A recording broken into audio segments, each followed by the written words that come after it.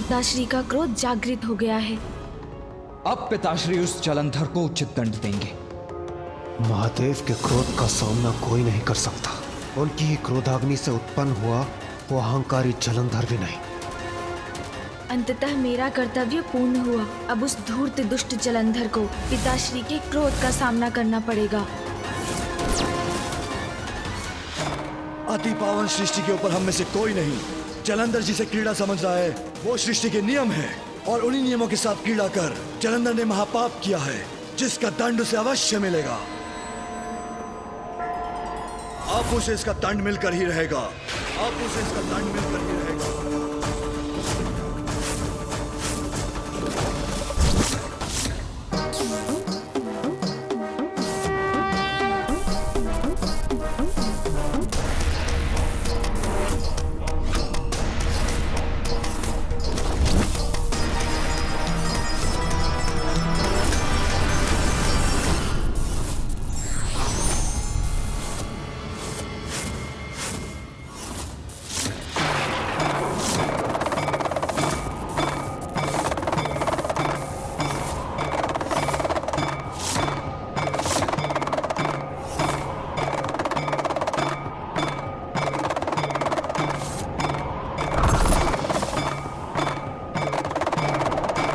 स्वामी का क्रोध क्या प्रलय तांडव का रूप लेने जा रहा है?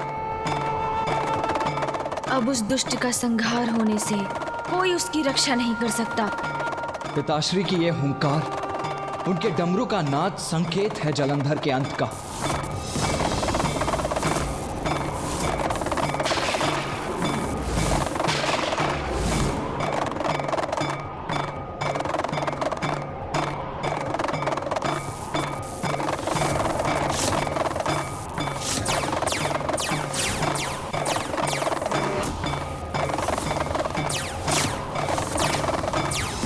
महादेव के क्रोध से उत्पन्न हुई इस ऊर्जा को सहन करना कठिन है। स्वामी का रोष घातक होगा सृष्टि के शत्रु जलंधर के लिए।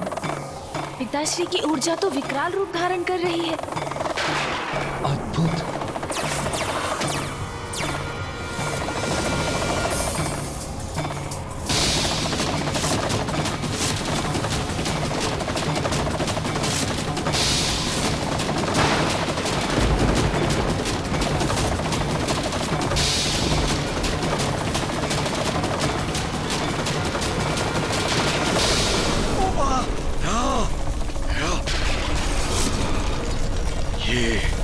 ये क्या है?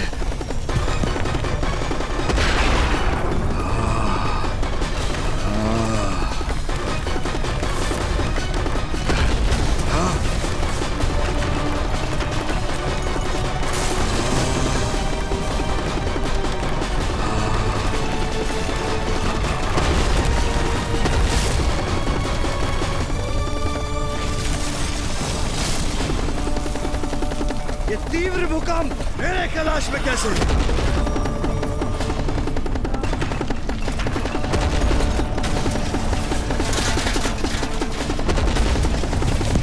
श्रेष्ठ, ये सब क्या हो रहा है? सब कुछ नष्ट भ्रष्ट क्यों हो रहा है? मेरे कैलाश पर किसी ने आक्रमण किया है। ये तो कौन है वो दुशासी?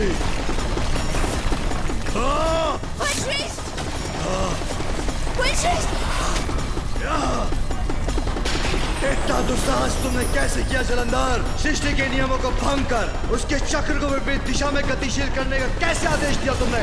सृष्टि और उसके नियमों के साथ क्रीड़ा का तुम्हें कोई अधिकार नहीं। अधिकार तो तुम्हें नहीं है मेरे कैलाश में आकर मुझे भयभीत करने का। कौन हो तुम दुशासे? महादेव हूं मैं और मैंने किसी को अधिकार नहीं दिया कि वो मेरे नियमों को भंग करे। फिर भी मैं तुम्हें एक अवसर देता हूँ, अपने किए का पश्चाताप कर लो। मेरे समक्ष प्रस्तुत होकर मुझसे क्षमा मांग लो जलंधर। क्षमा है?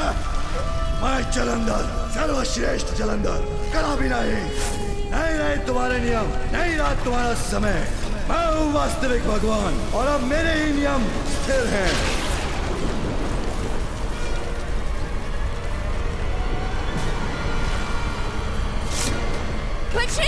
बचाइए!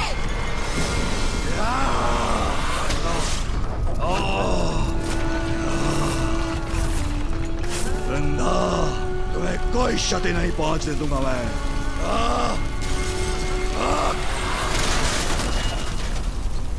यदि यही इच्छा है तुम्हारी तो उचित है। आओ युद्ध करो मुझसे, विजय प्राप्त करो मुझ पर और देवताओं को आदेश देने के लिए स्वतंत्र हो जाओ। युद्ध करूंगा, अवश्य करूंगा, पराजित करूंगा तुम्हें शिव।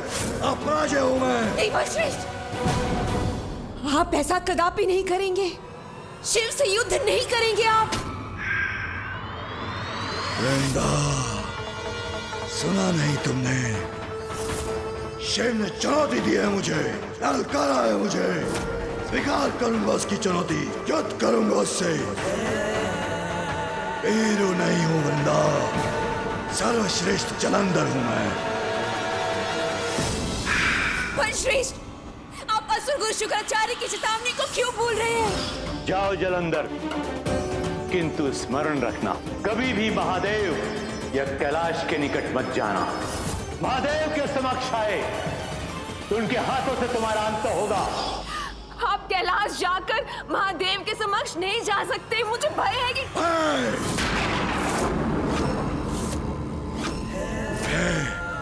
तुम्हारे भय का कोई कारण नहीं वृंदा। ये मत भूलो, तुम्हारा पति हूं मैं और जब तक तुम जीवित हो मेरा कोई वध नहीं कर सकता। पराजित करूंगा शिव को, चुनौतियां नष्ट करूंगा उसकी। एक छत्र साम्राज्य होगा हमारा, सदा के लिए भगवान सर्वश्रेष्ठ जलंधर और शक्ति के रूप में स्थापित होगा और तुम होंगी शक्ति।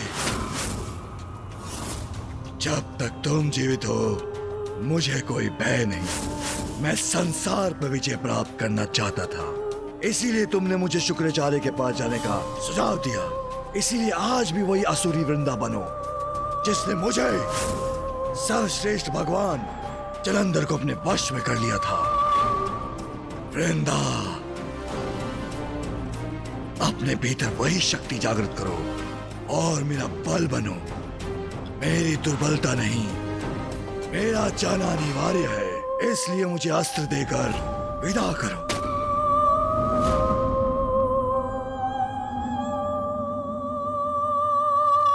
मैं चिंतित अवश्य हूँ, किंतु आपकी प्रेरणा भी तो मैं ही हूँ। आपकी दुर्बलता नहीं बनूंगी मैं, आपकी विजय की कामना करूंगी मेरे प्रिय बलश्रेष्ठ। आप ही हैं संसार के भगवान।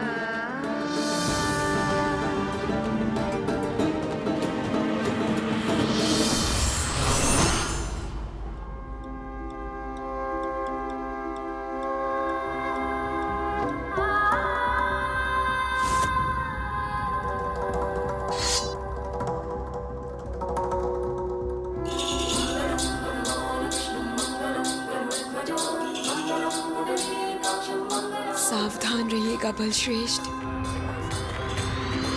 भगवान सर्वश्रेष्ठ जलंधर को सावधान रहने की कोई आवश्यकता नहीं वृंदा।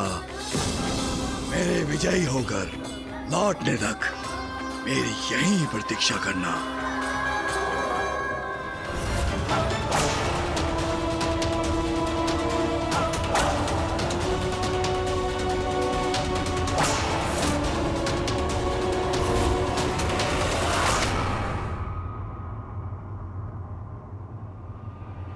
कभी भी महादेव या कैलाश के निकट मत जाना, अन्यथा तुम्हारी मृत्यु आलिंगन करेगी तुम्हारा। शिव ने चुनौती दी है मुझे, स्वीकार करूंगा उसकी चुनौती, युद्ध करूंगा उससे। कैलाश से सदैव शिव ने चुनौती दी है मुझे, ये दूरी ही तुम्हें तुम्हारे अंत से दूर रखेगी। युद्ध करूंगा उससे।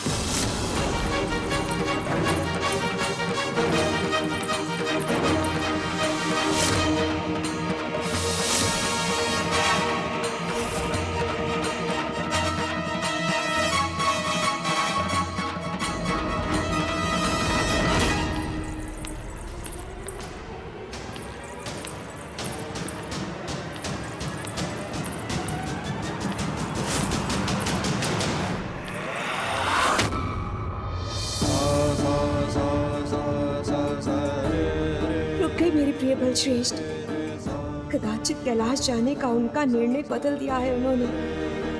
मैं तो यही कामना कर रही थी कि वो कैलाश ना जाए।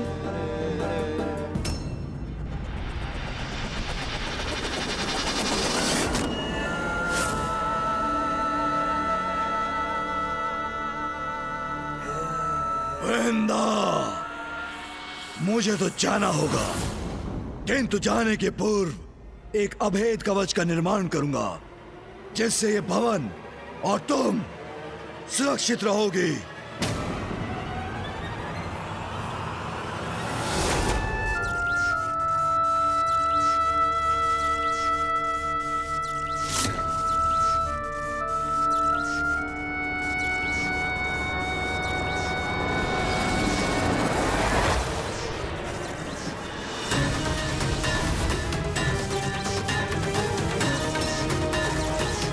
अब ये भवन सुरक्षित है और जब तक तुम सुरक्षित हो वृंदा, मैं सुरक्षित हूं। प्रिय बलश्रेष्ठ,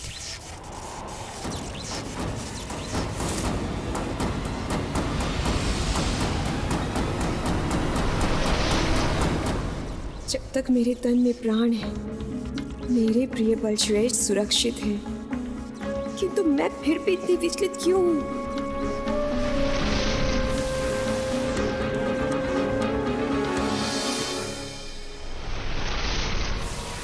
भगवान सर्वश्रेष्ठ जलंधर अपने इस अंतिम बाधा को भी मिटाएगा। देव, आ रहा हूं मैं।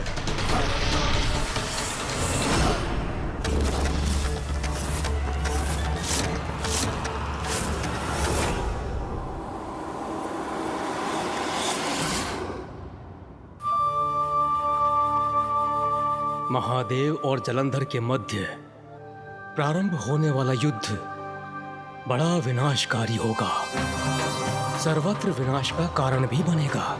उसके फलस्वरूप सभी प्राणियों को अपार पीड़ा भी होगी, किंतु इस कुटिल जलंधर का अंत करने के लिए यह युद्ध अति आवश्यक भी है।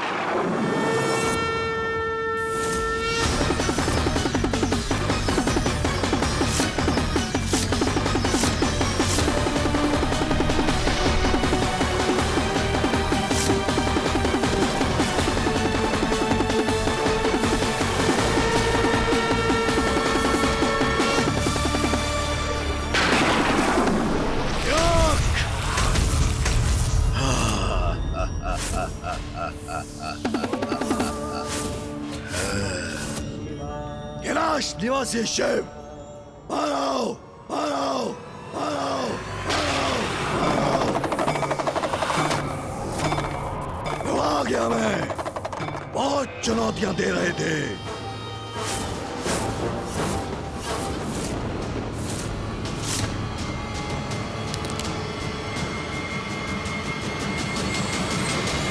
भैया, मुझे ज्ञात है इसके मुख से ये शब्द सुनकर इनके इस दुस्साहस से आप अत्यंत क्रोधित हो रहे हैं, किंतु स्मरण रखिएगा भैया, हमने जो भी किया इसी परिणाम के लिए तो किया। जलंधर जी को कैलाश लाने के लिए किया, और अब जब वो यहाँ है तो हम उनके और पिताश्री के मध्य कोई हस्तक्षेप नहीं कर सकते। भैया, हमें शांत रहना होगा। व्यर्थ गंवाने के लिए समय नहीं है मेरे पास। तुम बाहर आते हो या मैं भीतर आके तुम्हें बाहर खींच लूं।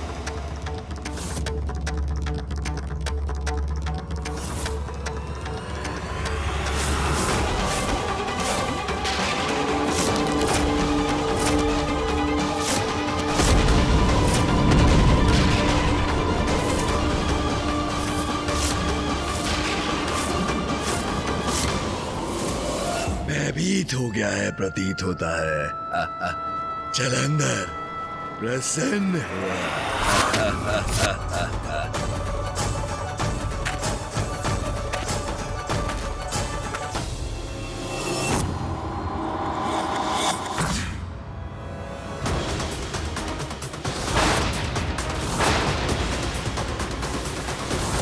नहीं, मुझे महादेव को रोकना ही होगा, अन्यथा अनर्थ हो जाएगा। रुकिए महादेव। मुझे मत रोकिए नारायण। मुझे ज्ञात है कि जलंधर ने आपके प्रति, सृष्टि के प्रति बहुत बड़े अपराध किए हैं, परंतु यह भी तो सत्य है कि उसका जन्म आपकी क्रोधाग्नि से हुआ है महादेव।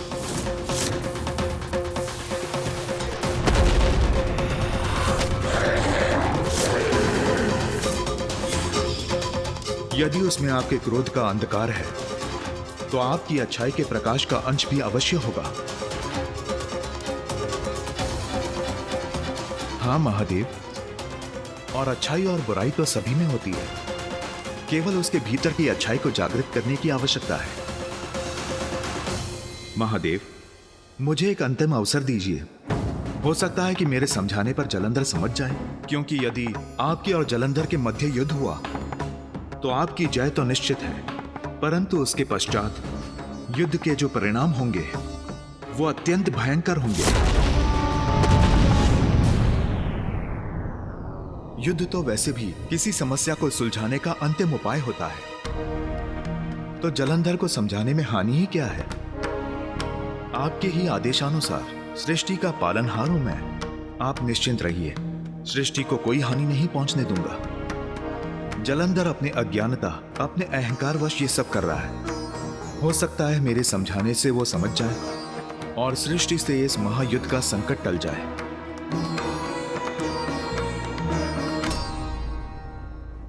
अब मैं कैसे हस्तक्षेप करूं पिताश्री और मामा जी के मध्य? उचित है नारायण, स्मरण रखना ये उसका अंतिम अवसर होगा। आप निश्चिंत रहिए महादेव, यदि जलंधर मेरे समझाने पर भी नहीं समझा तो सबसे पूर्व उसे मुझसे युद्ध करना होगा और मैं ही उसका शीश विलग भी करूंगा।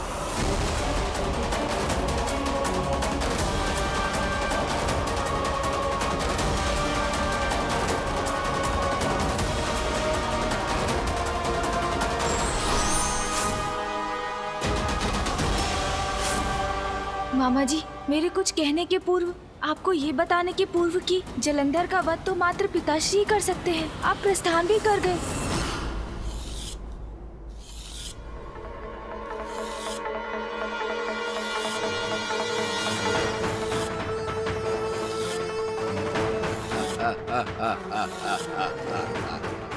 कहाँ छिपे हो तुम?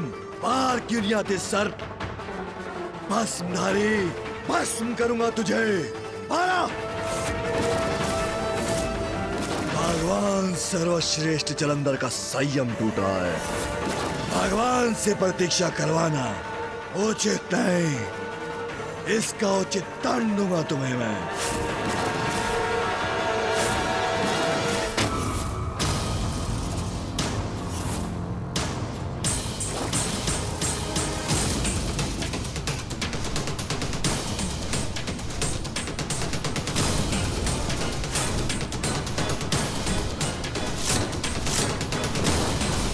ये विशालकाय प्रतिछाया किसकी है?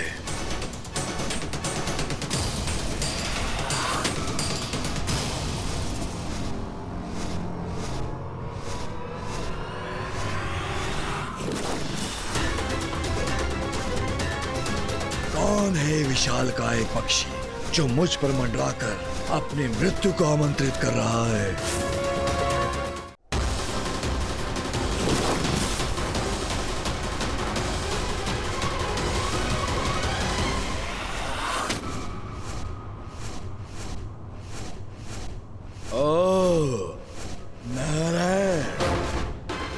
अच्छा, अब समझा। पराजय के भय से तुम्हारा वो शिव स्वयं नहीं आ सका तो उसने तुम्हें भेज दिया मुझसे युद्ध करने। बड़ी विचित्र और हास्यास्पद बात है ये। मुझे चुनौती देकर तुम्हारा वो शिव स्वयं कहीं जाकर छिप गया। अब मैं तो आ गया यहाँ, किंतु वो मेरे समक्ष आने से संकोच कर रहा है। भयभीत हो गया लगता है। जलंधर प्रसन्न हुआ। जलंधर, जिन महादेव की क्रोधाग्नि से तुम उत्पन्न हुए हो, उन्हीं महादेव का अपमान कर रहे हो। सर्वथा अनुचित है ये। क्या प्राप्त होगा इससे तुम्हें? महादेव, ब्रह्मदेव और मैंने वर्षों के तप के पश्चात सृष्टि के नियमों को स्थापित किया और तुम उन्हीं नियमों को नष्ट करना चाहते हो। और कारण क्या है इसका? मात्र तुम्हारे अहंकार की तुष्टि, तुम्हारे बल का प्रदर्शन। जो तुम कर रहे हो उससे सृष्टि ही नहीं रहेगी तो किस पे अपना अधिकार स्थापित करोगे तुम? किससे दिखाओगे अपना बल? भूल सभी से होती है जलंधर, परंतु महत्वपूर्ण है उसे समझकर उचित पथ पर लौटना। अभी भी देर नहीं हुई है जलंधर। महादेव क्रोधित है तुमसे, परंतु यदि तुम उनके समक्ष जाकर उनसे क्षमा मांग लोगे तो वो तुम्हें अवश्य क्षमा कर देंगे। भोले भंडारी हैं वो। अहंकार त्याग दो जलंधर, जाओ उनके शरण में, क्षमा मांग लो उनसे। टाल दो इस महायुद्ध को और अपने सर्वनाश को। सर्वनाश, सर्वनाश होगा, अवश्य होगा, किंतु मेरा नहीं, तुम्हारे शिव का। पराजित करूंगा शिव को और फिर वैकुंठ आऊंगा। उचित कहा ना नारायण, शरण में तो आना होगा, मुझे नहीं, तुम सबको मेरा शरणागत बनना होगा। भगवान सर्वश्रेष्ठ जलंधर हूं मैं, जलंधर हूं मैं, जलंधर हूं मैं, जलंधर हूं मैं। पराजित करूंगा तुम त्रिदेवों को मैं।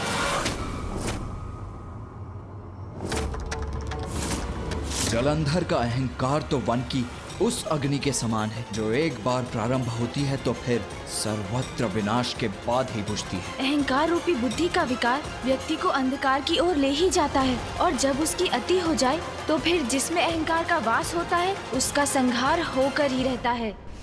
मैं इस विचार से यहाँ आया था जलंधर कि तुम्हें तुम्हारी रक्षा का एक अवसर दूंगा, परंतु प्रतीत होता है तुमने वो अवसर भी खो दिया है। तुम कौन होते हैं मेरी रक्षा करने वाले? तुम करोगे मेरी रक्षा? मेरी, भगवान सर्वश्रेष्ठ जलंधर की। ये कहकर तुमने मुझे अपमानित करने का दुस्साहस किया है।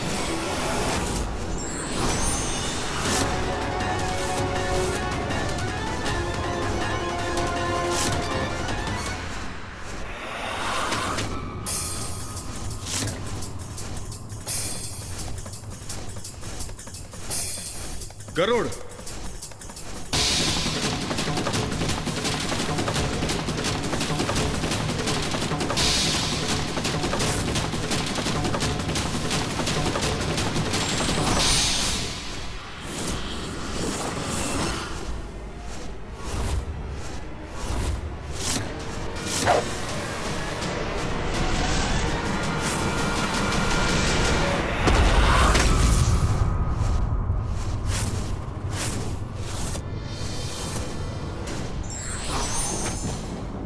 आनंद आएगा।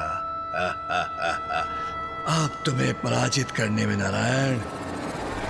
जीवित रहने का कोई अधिकार नहीं है जलंधर तुम्हें। मैंने तुम्हें एक अवसर दिया था, किंतु तुमने वो भी खो दिया। अब तुम उसका परिणाम भुगतो।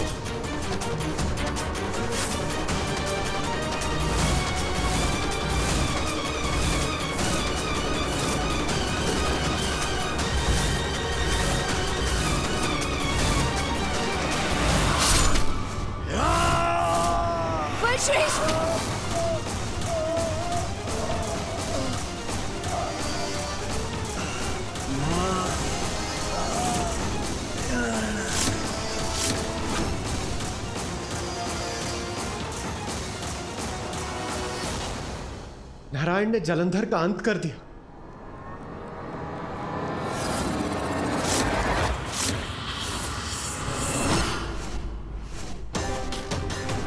मैंने तुम्हें सुधरने का एक अवसर दिया था, किंतु तुम तो सभी सीमाएं लांघ गए।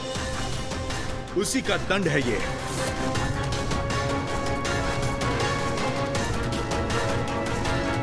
गरुड़,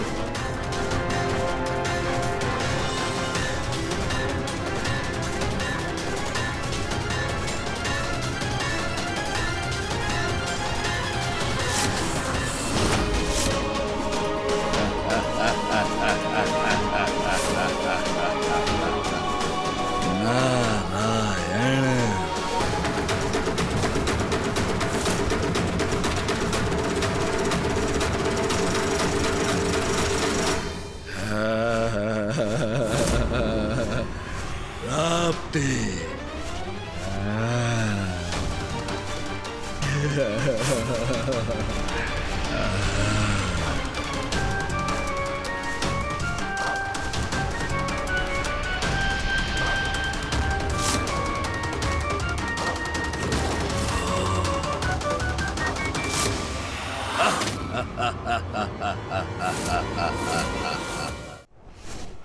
देखो, मुझे कुछ नहीं हुआ। मुझे मृत्यु दंड देने चले थे, मैं अमर हूँ, क्योंकि मैं भगवान सर्वश्रेष्ठ जलंधर हूँ।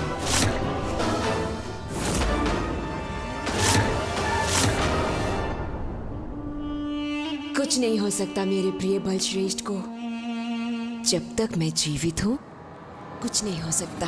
प्रभु, ये कैसे संभव है? भगवान नारायण ने तो जलंधर के उदर में छिद्र रूपी घाव किया था, किंतु ये तो कुशल है। और फिर वो इतने ऊंचे स्वर में क्यों चिल्ला है? प्राप्ति। सूर्यदेव, असुर गुरु शुक्राचार्य ने जलंधर को अष्ट सिद्धियां प्रदान की हैं।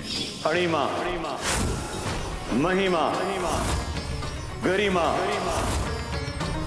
लघिमा, प्राप्ति, प्राकर्म, इशिता और वशिता प्रदान करता हूं। अष्ट सिद्धियां?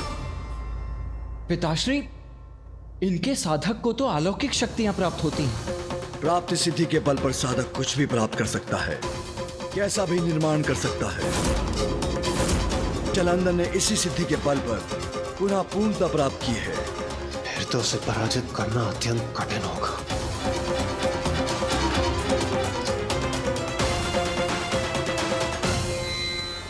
किंतु इतने सशक्त प्रहार के बाद भी वो सिद्धि का प्रयोग करने में सक्षम है, इसका आश्चर्य भी है मुझे। स्मरण रखो तुम सभी, जब तक मेरे प्राण हैं, मेरे प्रिय बलश्रेष्ठ का कोई वध नहीं कर सकता। कोई वध नहीं कर सकता मेरा, कोई नहीं।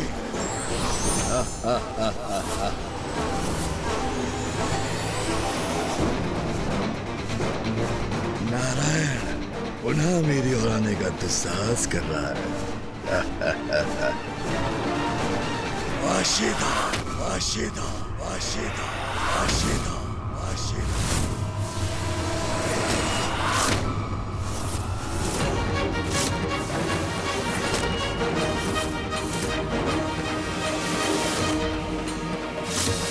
वशिता सिद्धि का प्रयोग किया है इस धूर्त ने।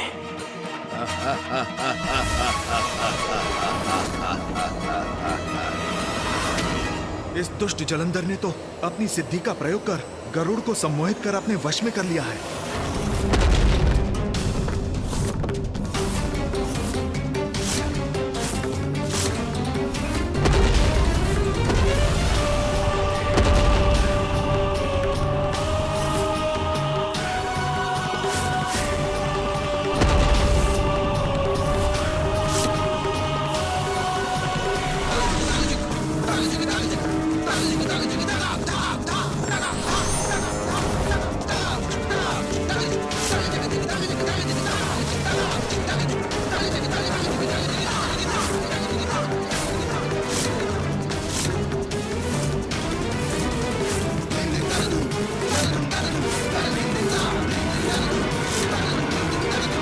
अकस्मात प्राप्त शक्तियों का दुरुपयोग क्षणिक लाभ तो दे सकता है, किंतु अंततः बड़ी हानि का कारण बनता है।